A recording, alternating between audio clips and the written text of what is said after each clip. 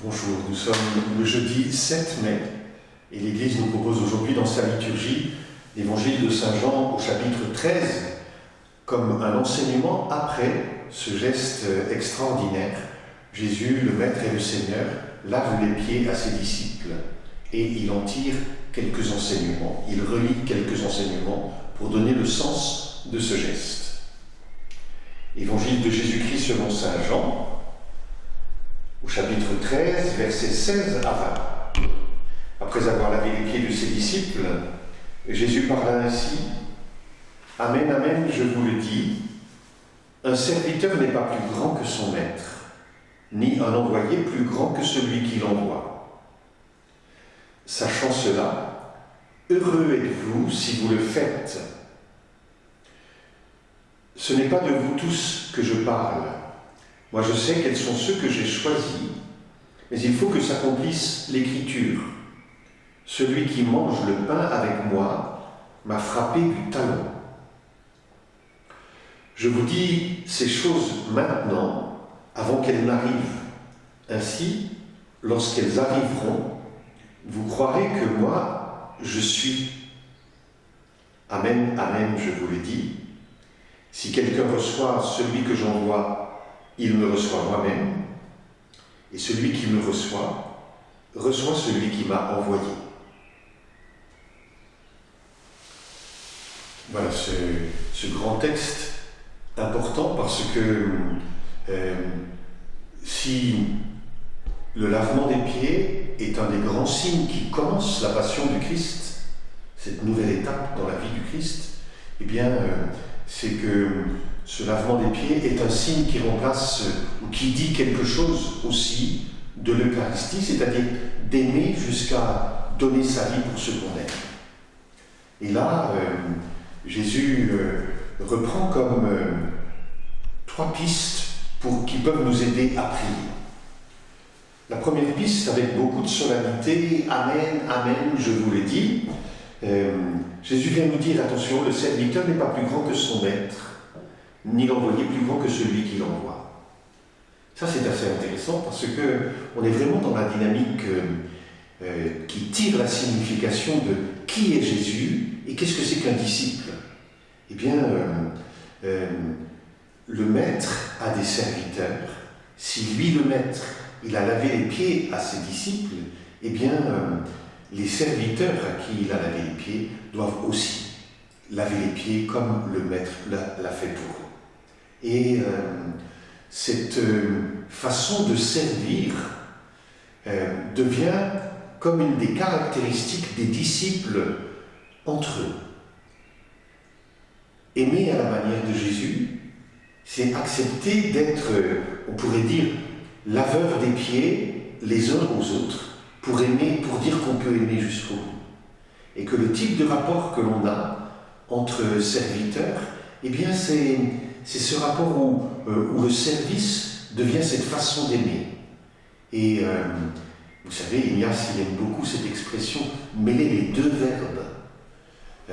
En espagnol, il dit « en todo amar y servir », en tout, aimer et servir. Comme si on ne pouvait aimer qu'en servant, et comme si servir, c'était vraiment accomplir jusqu'au bout l'amour qui aime.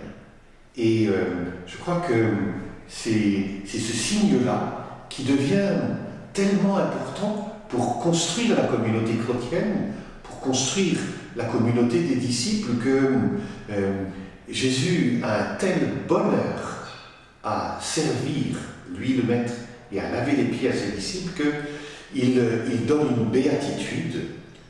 Sachant cela, heureux êtes-vous si vous le faites. Partagez le bonheur de Jésus et de le suivre en aimant jusqu'à être laveur de pieds.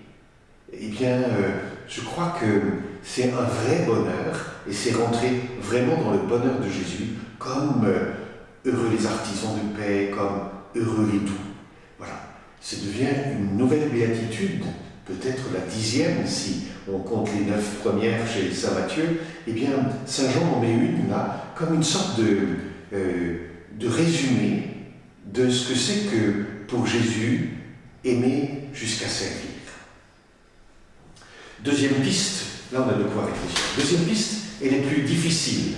Elle est plus difficile parce que il s'agit de faire allusion à Judas. Ce n'est pas de vous tous que je parle. Moi je sais quels sont ceux que j'ai choisis. Et là, Saint Jean fait comme une sorte de relecture du choix des disciples que Jésus a fait. On connaît bien André et Jean, on connaît bien Pierre, on connaît bien Philippe, on connaît bien... Voilà, tous ces appels au début de la semaine, la première semaine des appels dans Saint Jean, ça nous est très très important et très intime. Et là, Judas, il a été choisi dans les mêmes conditions. Il pourrait dire avec Jésus, mais où demeures-tu ? Et c'est à partir de ce où demeures-tu que Jésus l'a réellement choisi. Mais, et Judas l'a suivi extrêmement bien. C'est peut-être un de ceux qui était le plus proche de Jésus dans la compréhension de ce mystère de mort et de résurrection. Mais sans doute, l'épisode du parfum avec Marie, la sœur de Marthe et de Lazare, où elle a versé sur les pieds de Jésus un parfum extraordinaire qui a embaumé toute la maison, eh bien, là, on voit que Judas a énormément réagi à ce geste, comme si c'était un geste scandaleux.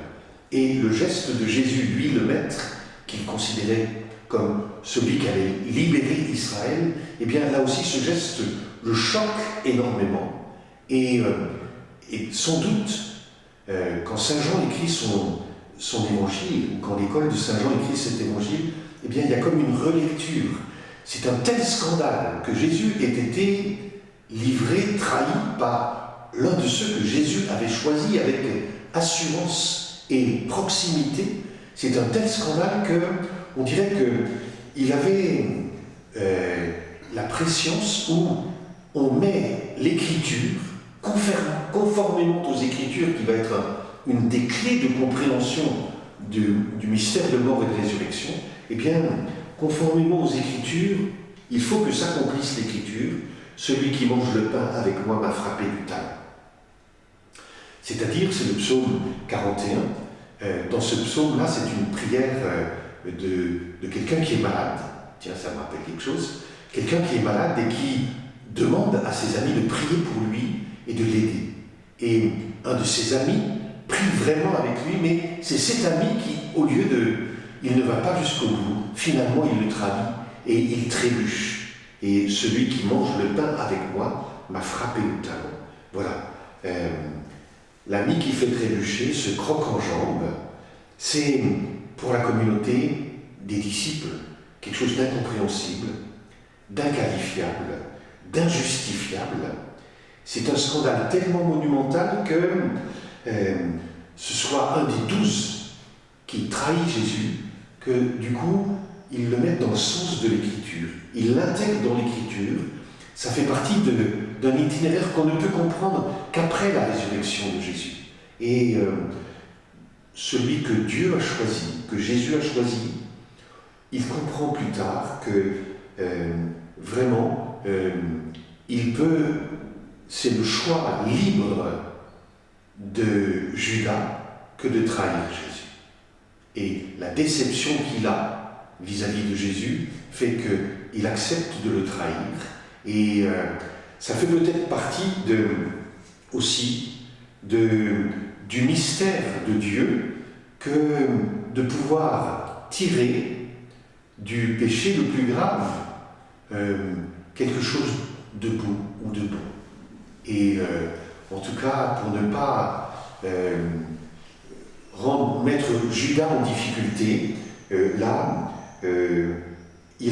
Jésus annonce que, bien que choisi, eh bien, il est conscient que Judas va le livrer et qu'il le dit maintenant pour prouver qu'il est vraiment celui qui ne se laisse pas mener par Judas, mais qu'il sait que l'un de vous me trahira. Voilà. Ça, c'est une piste un peu plus difficile à comprendre, mais qui peut peut-être nous aider à relire l'Écriture, nous aider à voir comment Dieu s'est tiré de toute chose quelque chose de bien. Et puis, troisième piste, je crois qu'elle est importante ce soir aussi pour nous, le fait de terminer cette partie-là par ces choses arrivent. Vous voyez bien que c'est Jésus qui mène le bal et non pas Judas, pour montrer qu'il est vraiment le maître et le Seigneur. Et si je peux dire cela sur Judas, c'est parce que moi, je suis. Et en disant « moi, je suis », Saint Jean nous invite évidemment à « moi, je suis le bon pasteur »,« moi, je suis la lumière du monde ». Tous ces éléments-là qui montrent combien l'éternité de Jésus éclate déjà au moment de sa vie, au moment de son testament qu'il fait là, au moment de sa vie publique. C'est déjà l'éternité de Jésus, Fils de Dieu, Fils du Dieu vivant, qu'il s'est affirmé là. Et la conclusion par cet hymne à l'hospitalité, si quelqu'un reçoit celui que j'envoie, il me reçoit moi-même, et celui qui me reçoit celui qui m'a envoyé. Quelle beauté de pouvoir méditer sur l'hospitalité que Jésus attend de nous permet de vivre comme signe justement des disciples entre eux, comme signe de Jésus avec ses disciples, comme signe de Jésus avec son Père.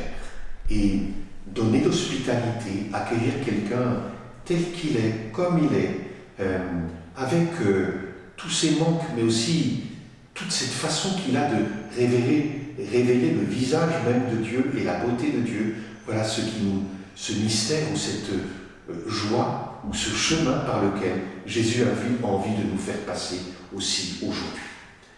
Voilà. Et j'aimerais terminer à nouveau par une belle hymne de Didier Limo qu'on va chanter avec Luc à la guitare. Tant qu'il faut le jour, il nous faut annoncer l'amour dont il nous aime. Tant qu'il fait jour, il nous faut rechercher sa justice et son règne.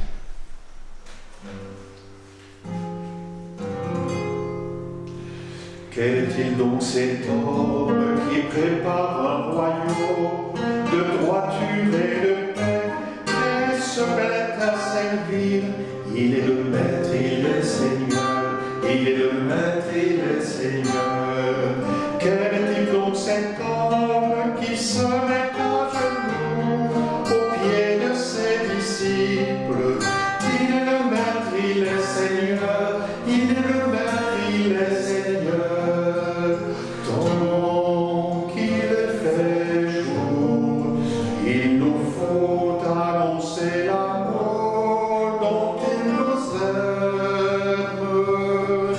Tant qu'il fait jour, il nous faut rechercher sa justice et son règne. Qu'est-il donc cet homme qui a vaincu la haine? Des femmes nous ont dit l'avoir revu vivant. Il est le maître, il est Seigneur, il est le maître, il est Seigneur. Quel est-il donc cet homme qui leur donne mission de dire ses merveilles? Il est le maître, il est Seigneur, il est le maître, il est Seigneur. Tant qu'il fait jour, il nous faut annoncer l'amour